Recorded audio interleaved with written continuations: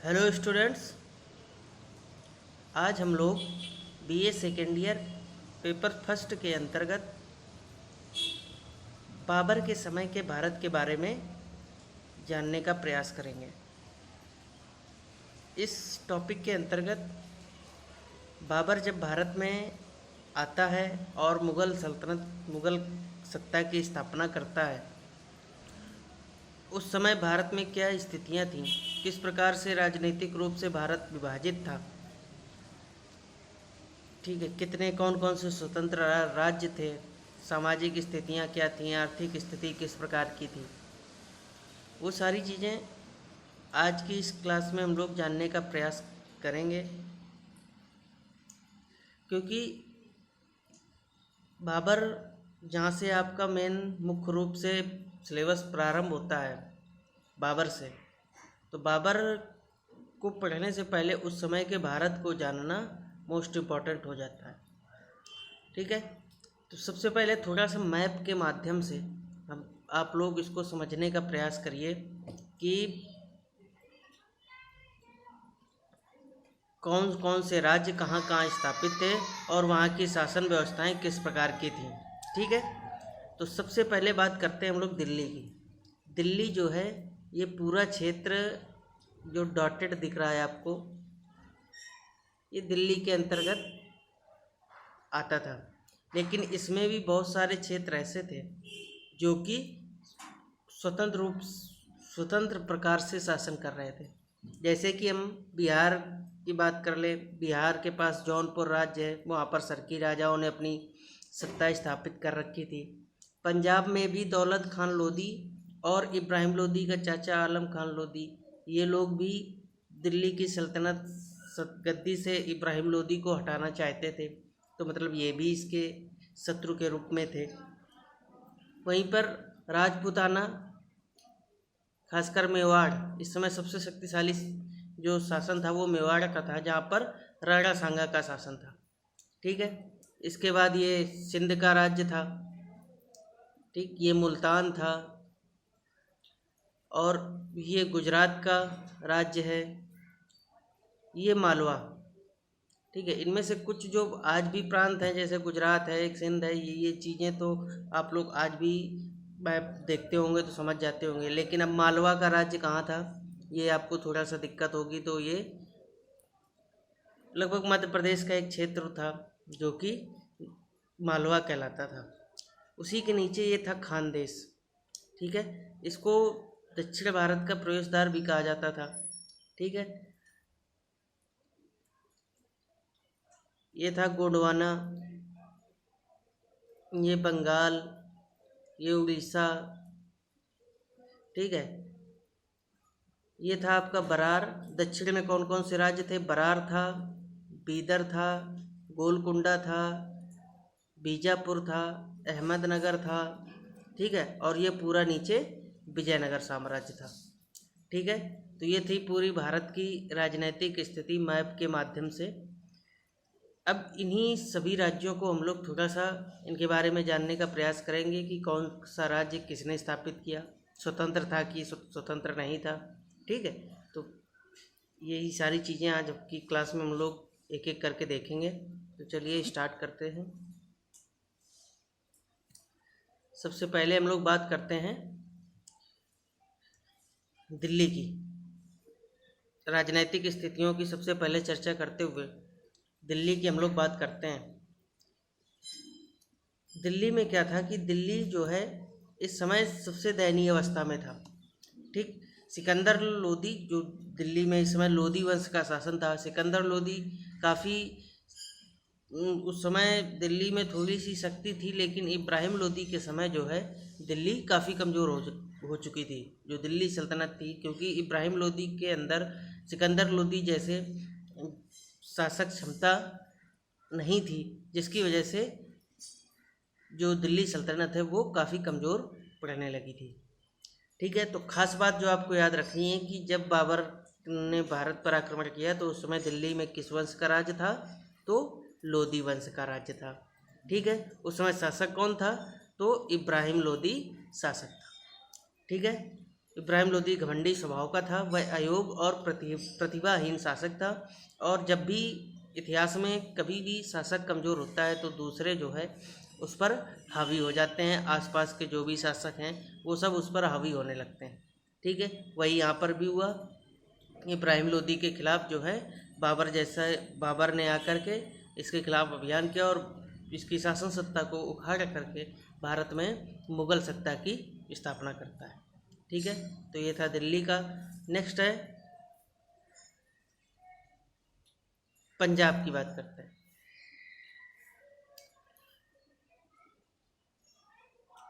पंजाब जो है वो हम लोगों ने देखा था कि दिल्ली का सल्तनत का एक अंग था, मतलब स्वतंत्र राज्य नहीं था।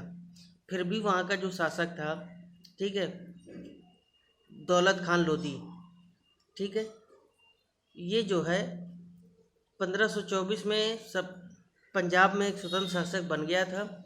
या यूँ कह लीजिए कि उसने खुद से ये प्रयास कर लिया था कि हम स्वतंत्र शासक के रूप में राज्य करेंगे, लेकिन अभी उसको मान्यता नहीं मिली थी।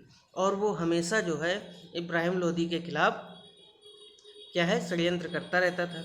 वहीं पर इब्राहिम लोदी का चाचा भी आलम खान लोदी, जिसके बारे में मैंने बताया, जो आगरा पर अधिकार करने के उद्देश्य से इब्राहिम लोदी का विरोध कर रहा था। वो आगरा पर अधिकार करना चाहता था, और सीधा आप ये कह लीजिए कि वो सल्तनत में अपने आप को दावेदार मानता था, इसलिए जो है वो भी इब्राहिम लोदी के अगेंस्ट था। और बाबर को बुलाने में इन दोनों की महत्वपूर्ण भूमिका भी थी।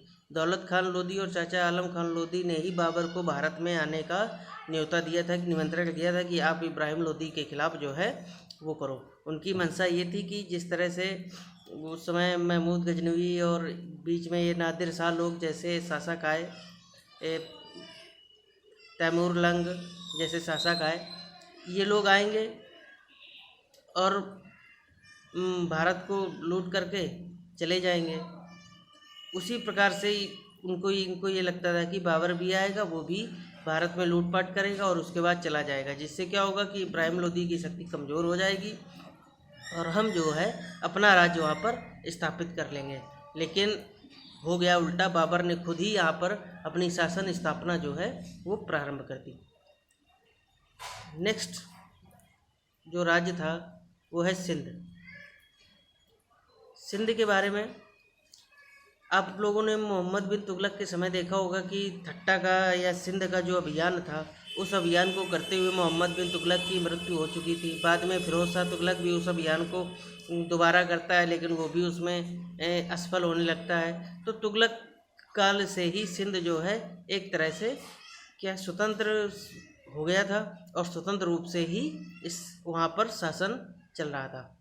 वहाँ पर जो है सुमरा वंश की स्थापना हो चुकी थी, और जो कि सुमरा नामक व्यक्ति के द्वारा की गई थी, इसलिए इस वंश का नाम सुमरा वंश रखा गया था। ठीक है, लेकिन ये ज़्यादा दिन तक स्वतंत्र नहीं रहा था, बाद में इसको मिला लिया जाता है। लेकिन एक तरह से मुग़ल सत्ता की स्थापना के उपरांत ही ये जो है मुग़ल सल्तनत का एक अभिन्न अंग बन पाता है। नेक्स्ट है कश्मीर। पंजाब के उत्तर पश्चिमी में कश्मीर का राज्य है। आप लोगों को पता होगा कश्मीर कहाँ है, सबसे ऊपर है। ठीक है, वहाँ पर भी 1339 में शासक कौन है? मोहम्मद बिन तुगलक।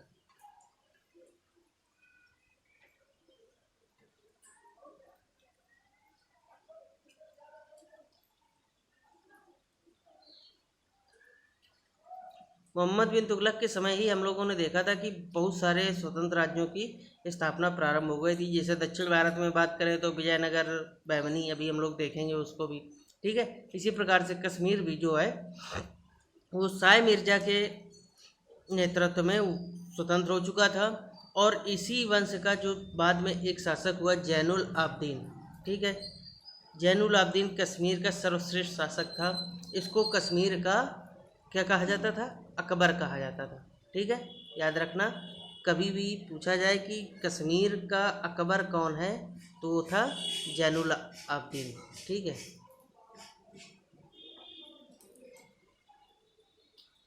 अब इसको कश्मीर का अकबर क्यों कहा जाता था?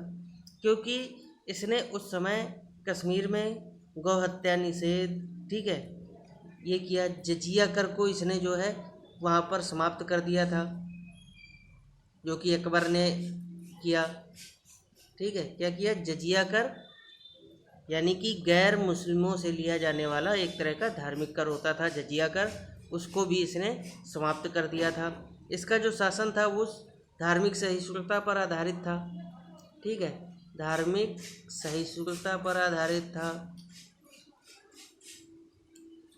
यानी कि धार्मिक रूप से कट्टरता नहीं थी। ऐसा नहीं था कि हिंदुओं को ज़बरदस्ती सताया जा रहा था, धर्म परिवर्तन किया जा रहा था, उनके धर्म को वैल्यू नहीं दी जा रही थी, ऐसा कुछ नहीं था। जैनुल आबदीन ने ये सारे कार्य जो है स्वतंत्र रख छोड़े थे। उसने सती प्रथा को भी समाप्त करने का प्रयास किया था कश्मीर में। ठीक है, क्या किया था? सती प्रथा को भी समाप्त करने का प्रयास किया था। तो ये सारी वजहें थी जैनुल आबदीन की, जिसकी वजह से उसको कश्मीर का जो है अकबर कहा जाता है। ठीक है, तो कश्मीर भी एक स्वतंत्र राज्य के रूप में वहाँ पर शासन कर रहा था, और ये बाबर और हुमायूं दोनों के समय भी स्वतंत्र रहा। अकबर के समय पहली बार ये कश्मीर की विजय की जाती है और इसको मुग़ल सत्ता में जगह या मुग़ल साम्राज्य में इसको शामिल किया जाता है।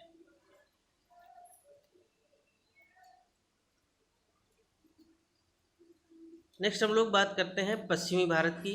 पश्चिमी भारत यानी कि गुजरात। ठीक है, तो गुजरात में क्या था कि गुजरात में एक स्वतंत्र राज्य की स्थापना 1401 में जफ़र खान ने की थी। जफ़र खान प्रारंभ में दिल्ली सल्तनत का गवर्नर था।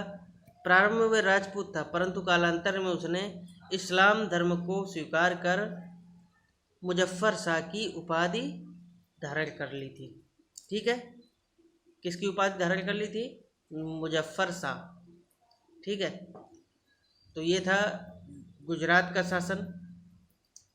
तो आज हम लोग इन्हीं प्रदेशों तक सीमित रखते हैं।